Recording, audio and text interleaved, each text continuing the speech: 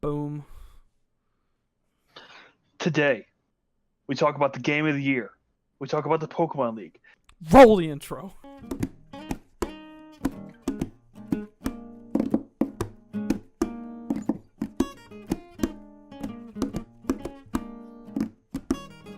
Hey guys, what is up? Welcome to week 10 of the Hell If I Know podcast. I don't think we've ever had a show that we wanted to do go to 10 episodes, so I think we're doing pretty good this time.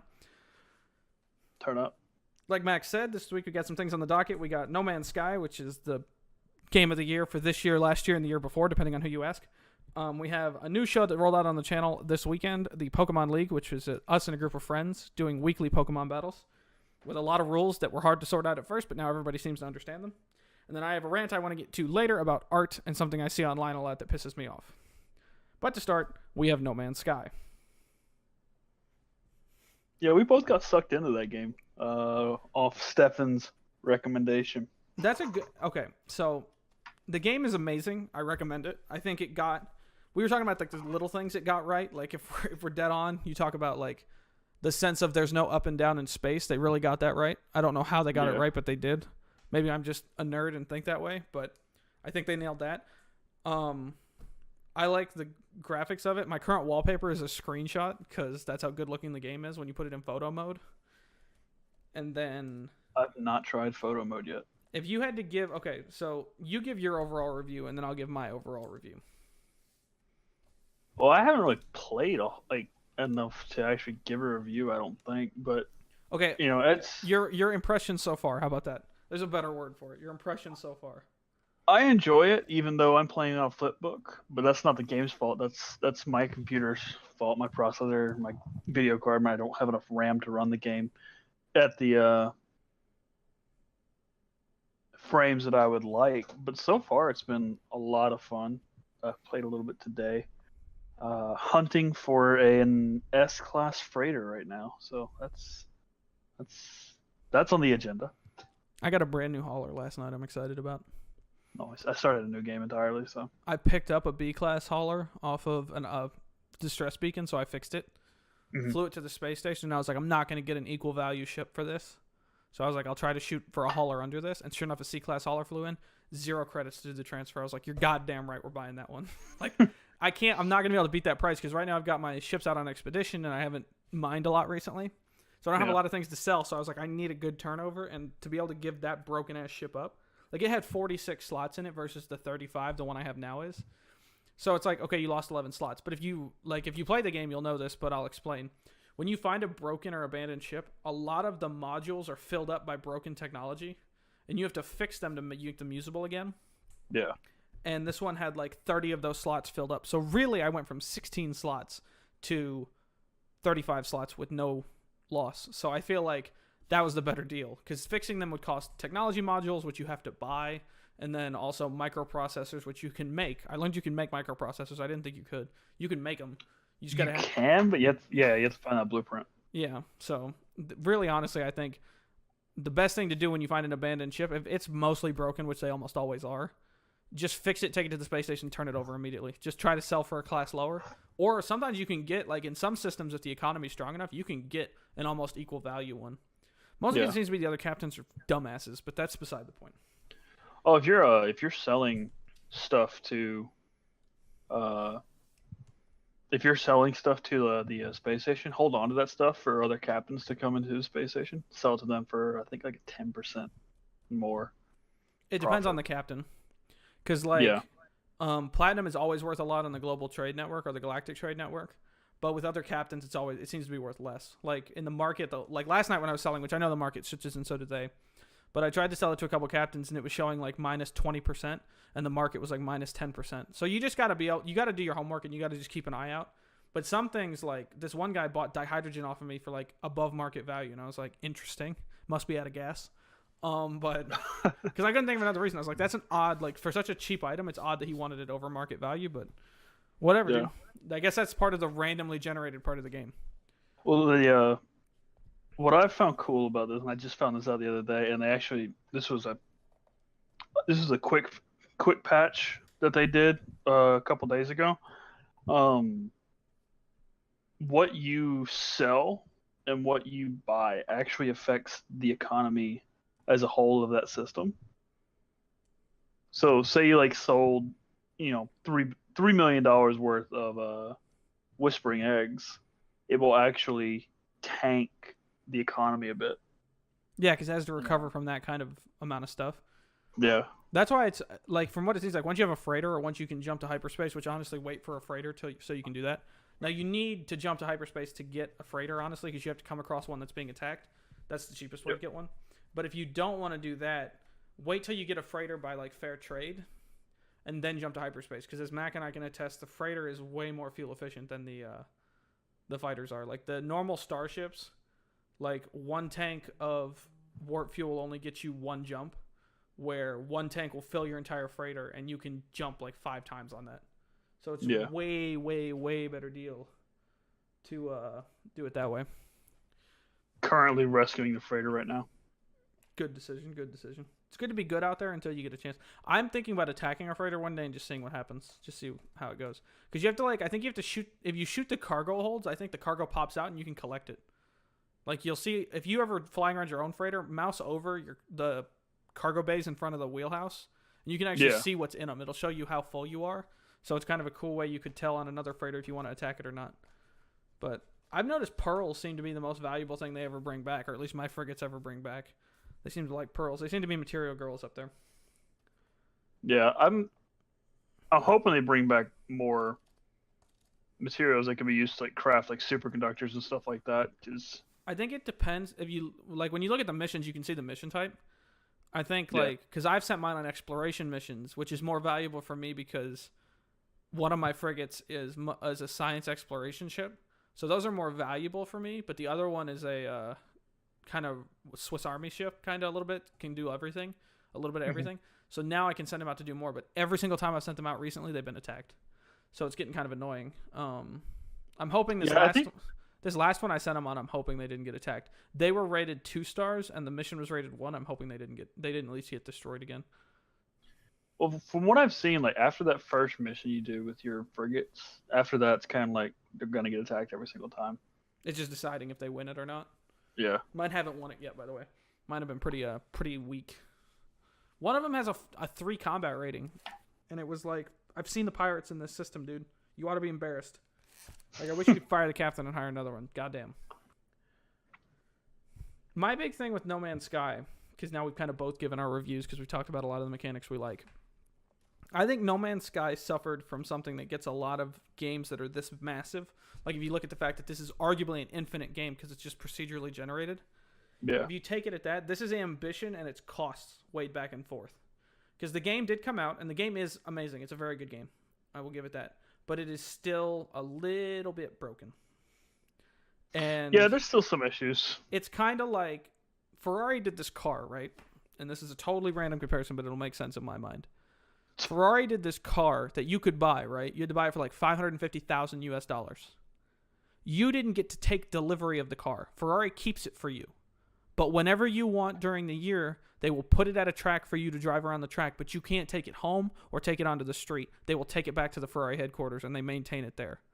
Like, you only get to see your car when Ferrari allows it. Interesting. But it's kind of that way, is like, people got super hyped for this game. I mean, like, it's been a long time since No Man's Sky was announced, and since it was going through all of its just, like, phases of existence. And it's just this idea of, like, people were so animated for it. And those people who stuck it out, I think they enjoy it when they get to play it. I think you do. But yeah. I think for a lot of people, the idea of, like, I have to keep, like, sending it back, or I have to keep, there's another keeper of my game who's going to be constantly working on it because it's never perfect, is annoying. And I don't disagree with them per se. I think if you pay full price for a game, you kind of, there's always updates to games. That's the nature of gaming, and that's the way games are done these days. But I think there's always going to be that kind of edge to people that are like, okay, but for all that money and all that development you did, this was still this was the best product you could come up with, this right here. And it's like, damn. Yeah. I think it's a good game, and I think it's already exceeding potential, and I think it has even more potential to give. I just think some things have got to be fixed. Like that example for us was the first time we played with Stefan and Alex, our friends. And when they were playing, they went into a black hole and got sucked into another system away from where you and I had started. And we hadn't played as much because we'd been busy. When we joined the game again, we were in the new galaxy, and it didn't leave us where we were. And it was like, Minecraft can tell you that if you're going to have it be a live server, there's nothing wrong with that. But it should save where I was. It shouldn't save where they were. Like, I shouldn't pay for my friend's exploration, or I shouldn't be sucked along. If it's a team game, it's a team game, that's fine. But it wasn't advertised that way. It didn't look like it was meant to be that way. Absolutely. So, but we haven't had that happen again. I'll admit that. We've also made sure... I did have it happen once where I loaded my own save and it spawned me back on the beginning world as opposed to I where we remember had. that. Yeah, you said that. You said it took you back. I was so happy it didn't take me back because if your ships don't have warp fuel and you get teleported somewhere else like I did, if you're only on one ship, that's fine. It'll bring the ship with you. If you have multiple ships, they're stuck back wherever you were. And as we proved here, like in our world, you can't actually see the Aguri system from our new system. You actually can't find it on the map. We tried and can't find it. So it must be pretty far away, which sucks. Oh, it's extremely far away. I was so happy when I had to get my... This is a quest you have to do if you want to expand your base a lot. You don't have to. When I had to get an armorer, you had to go to a Viking-controlled system. Mm-hmm. The first one was 7 jumps away with the freighter. 7 jumps one way, and it would have been 7 jumps back. So I was like stocking up on warp fuel. I logged out of the game and went to bed, and I was like, I'm never going to get it. Woke up Saturday, got back on the game. It had moved it to an even closer system. There was like a new armorer I could recruit. He was 1 jump away, and I was like, well, fuck yeah. Like, oh, wow. Sometimes you can luck out like that. It would have sucked if I got back and he was that's even... That's the dream. It would have been worse if I gone back and he was like 10 jumps away one way or 15 jumps away one way. Like, it got worse and worse and worse. Yeah, because it does seem like even if you're on specific planets, it does seem like it randomizes the game periodically. Yeah, like I've seen where... Now, some stuff grows back. Like, if you ever notice, like, dihydrogen will come back in the same patch it was in before. Like, it's underneath the ground or whatever. Like, there's seeds there. But, like, I've had like, I think the world that we were on, the planet that you, me, and Alex built on, mm-hmm. I think it redid the terrain at one point in an update or in some resave because I had built my base and I dug into the earth a little bit to make a flat platform for it to sit on. When I came back, the room was full of dirt and, like, all my people, like my armorer and all those guys were up to their waists in dirt because it had, like, re-tilled the land back to where it was. And I had to break a wall out and use my mining tool from, like, outside to cut all the dirt down. So that was kind of fascinating. Yeah, I haven't had that issue yet. I don't think I'll have it again. I think it was, like what you said, a couple days ago they dropped a patch. That was when it happened, was a couple days ago. So I bet you the patch dropped and it kind of reverted some stuff. Yeah. Which, to be fair, if the worst thing I had to do was dig out some dirt, it's not the end of the world. It would have sucked if I lost an expansion or you lose quests or you lose ships and stuff like that. That's when it sucks. Because we had a game, Alex and I were playing one day, and I had got that A-class shuttle, and we got back, and I couldn't call it. Turns out the game never registered. We towed it back on his ship. It left it in the other system and left me without a ship when I had to call my other one, and I was like, God damn it. So we had to jump back to hyperspace and come back again with it. And I was like, God damn it. Sucks. So sometimes it can be a little bit glitchy, but I think it's living up to the hype. I think it just has... I would not call this a finished game at any point. No, I think it just took some time to get to where I think the developers wanted to release it at. And if I remember the old news correctly, it was, a lot of it was like, it was funding issues, it was business issues, and that'll get any company. It's not all, creativity and fun times. Like, there's costs and there's expenses, and even just marketing a game and then not having it be released, that's a lot of cost and no return, so you get kind of stuck. All right, so I think we've covered that topic pretty well. Moving on, the new content on the channel. If you're a regular on the channel, you would have seen these uploads over the weekend. We started a Pokemon League. You're coming in at week 2. We just recorded week 3. Those will be out next week if I'm correct on that scheduling. So the releases will always be a week later. So you'll see at the beginning, it'll say like week 2 or week whatever, and it'll say like it'll update the scores. And then, I didn't watch the last one. I'm gonna be straight up honest. Wow. Did you do a standings at the end of it? I did not do a standings at the end of it. I was going to do a standings like each week? Like a separate video each week? I can do a separate video each week. We can work that out later. So basically, we started this Pokemon League. It's kind of fun. It's fun to watch. My commentary sucks because I'm not an expert. I just understand basic strategy games. There's people who are in the commentary booth when I'm not in it who are much better than me. Mac knows more than probably any of us do. So Mac's like the expert here. He covers it really well. He covers it very decisively. He's also, well, neither of us are good at calling out moves. Alex, on the other hand, is like Nostradamus. Yeah, like Alex is god tier Nostradamus.